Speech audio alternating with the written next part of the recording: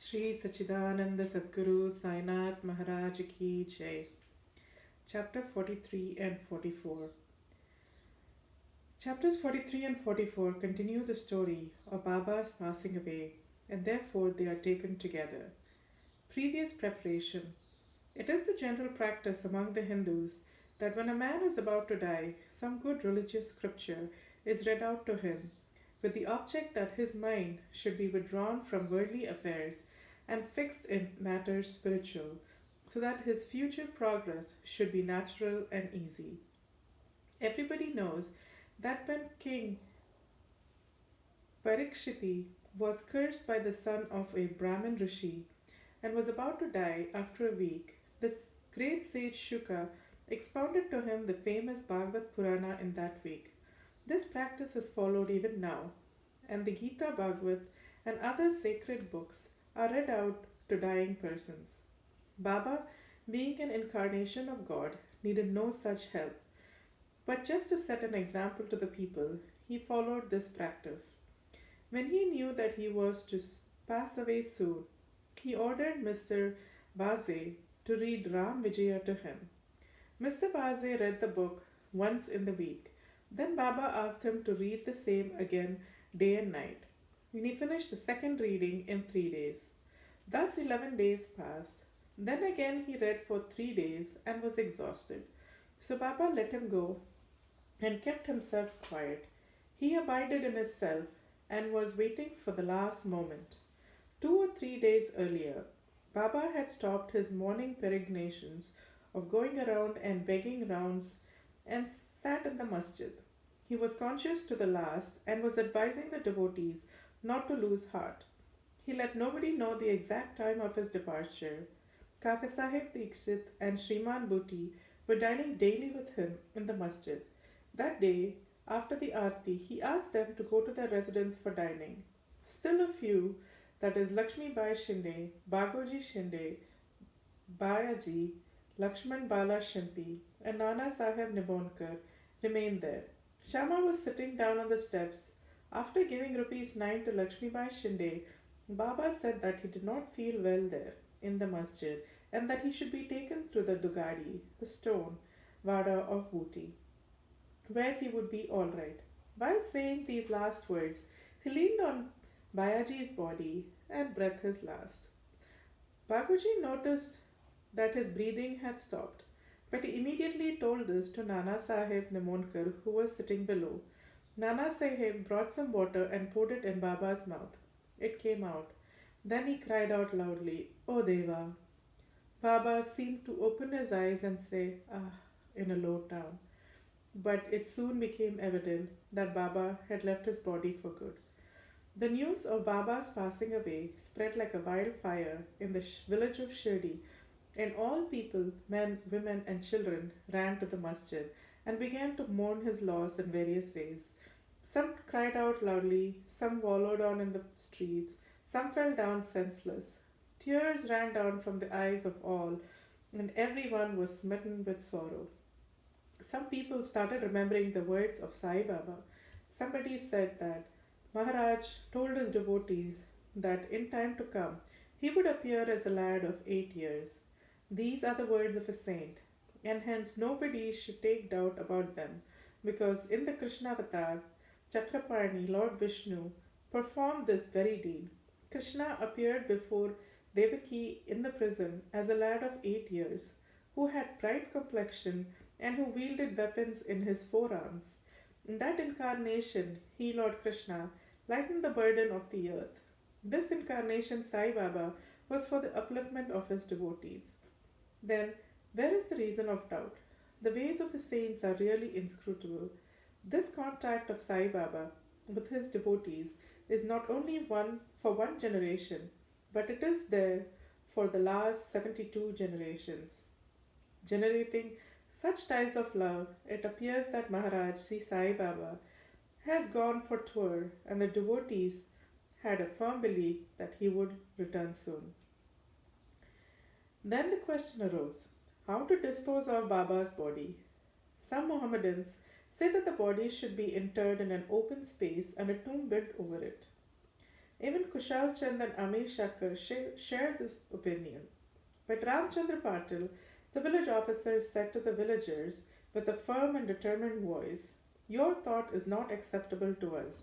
Baba's body should be nowhere placed except in the Vada." Thus, people were divided on this point, and discussion regarding this point went on for 36 hours. On Wednesday morning, Baba appeared to Lakshman Mama Joshi in his dream and drawing him by his hand said, "Get up soon. Babu Sahib thinks that I am dead and so he won't come. You do the worship and the Kakad Aarti." Lakshman Mama was the village astrologer and was the maternal uncle of Shama. He was an orthodox Brahmin and daily first worshipped Baba in the morning and then all the village deities. He had full faith in Baba. After the vision, he came with the puja materials and, not minding the protests of the Maulvis, did the puja and the Kakadarti with all due formalities and went away. Then at noon, Babu Sahib Jo came with all others and went through the noon arti ceremony as usual. After paying due respects to Baba's words, the people decided to place his body in the Vada and started digging the central portion there. In the evening of Tuesday, the sub inspector came from Rahata and others from other places turned up and they all agreed to the proposal. Next morning, Amir Bai came from Bombay and the Mamlatdar from Kopargaon. The people seemed divided in their opinion, some insisting on interring his body in the open field.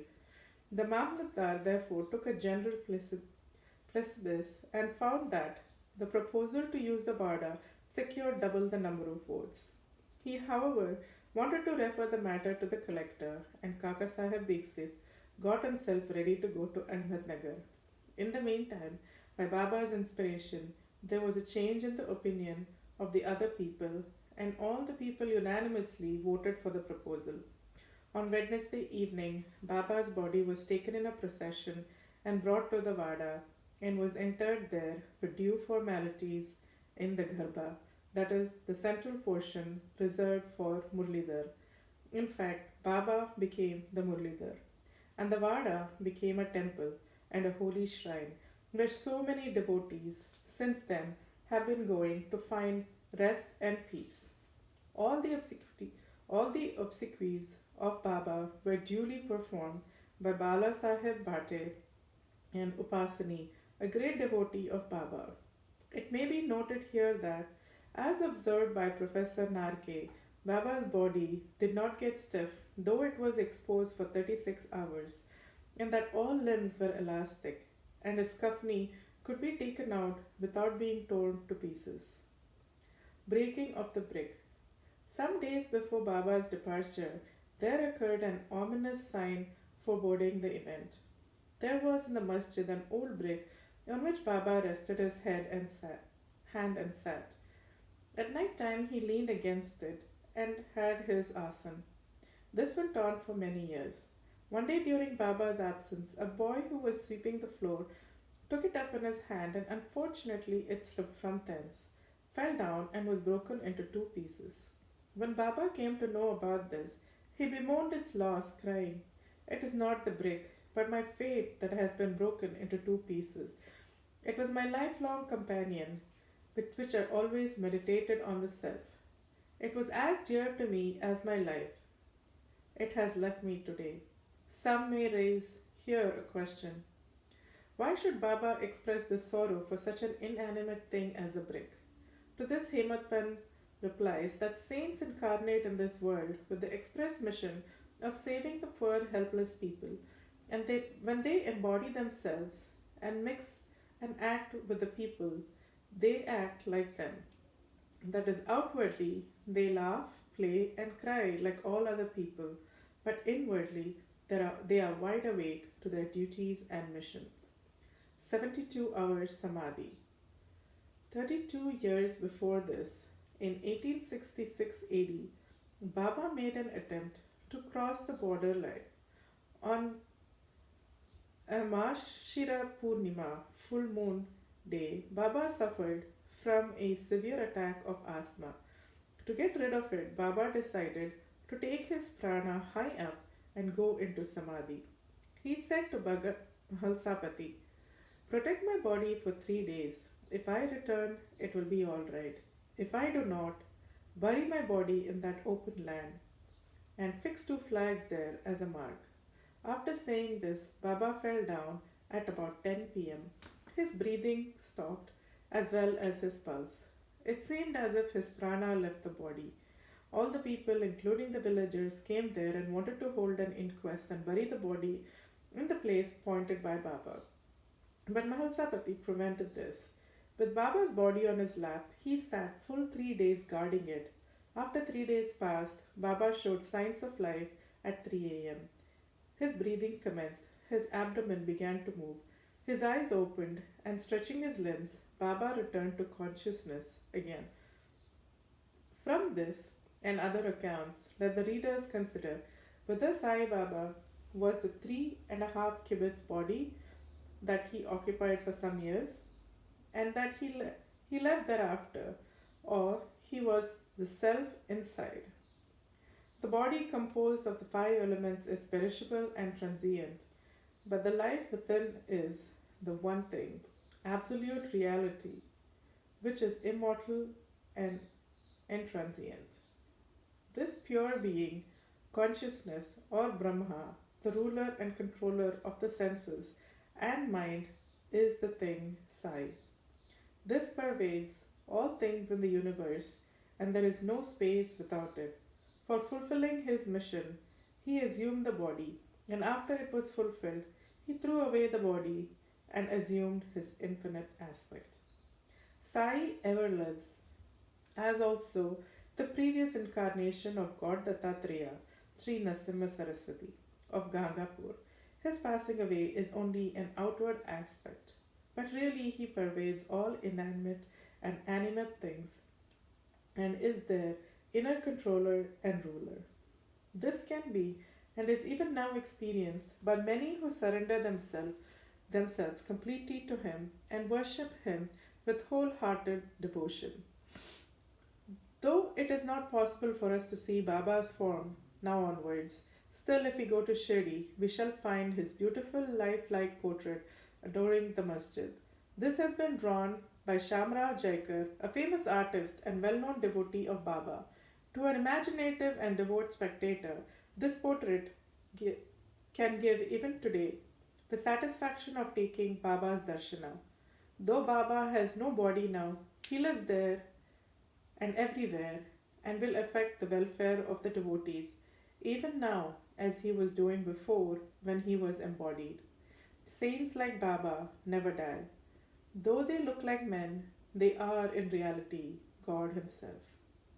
Babu Saheb Jog Sannyas.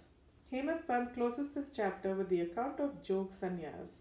Shakaram Hari alias Babu Saheb Jog was the uncle of the famous Varkari Vishnu Bua Jog of Pune. He had no issue. After his retirement from government services in 1909 AD, he came and lived in Shirdi with his wife. Both husband and wife loved Baba and spent all their time in worshipping and serving Baba. After Megha's death, Babu Sahib daily did the Aarti ceremony in the masjid and Chavdi till Baba's Mahasamadhi. He was also entrusted with the work of reading and explaining Jnaneshwari and Ekanti Bhagavad in Sateswada to the audience. After serving for many years, Jog asked Baba, "I have served you so long, my mind is not yet calm and composed. How is it that my contact with saints has not improved me? When will you bless me?"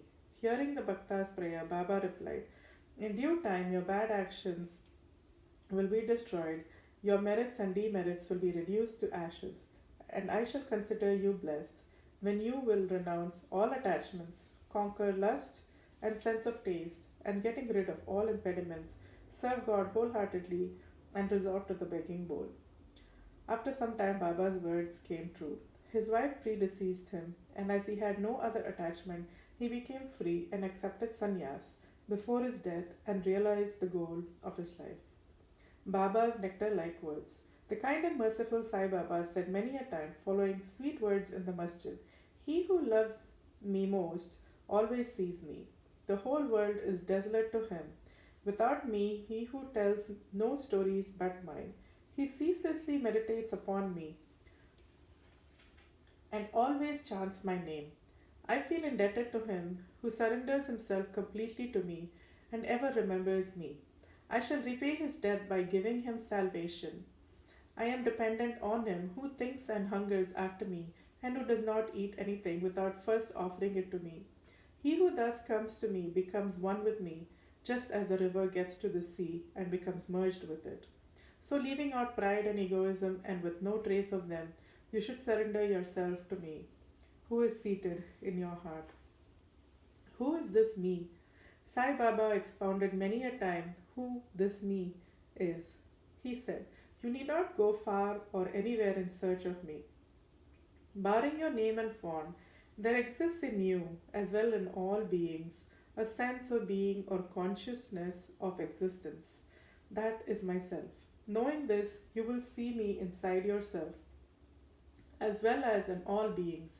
If you practice this, you will realize all pervasiveness and thus attain oneness with me."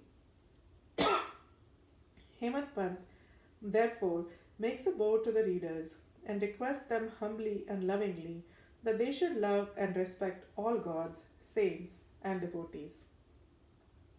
Has not Baba often said, "He who carps and cavils and others pierces me in the heart and injures me, but he that suffers and endures pleases me most." Baba thus pervades all beings and creatures and besets them on all sides.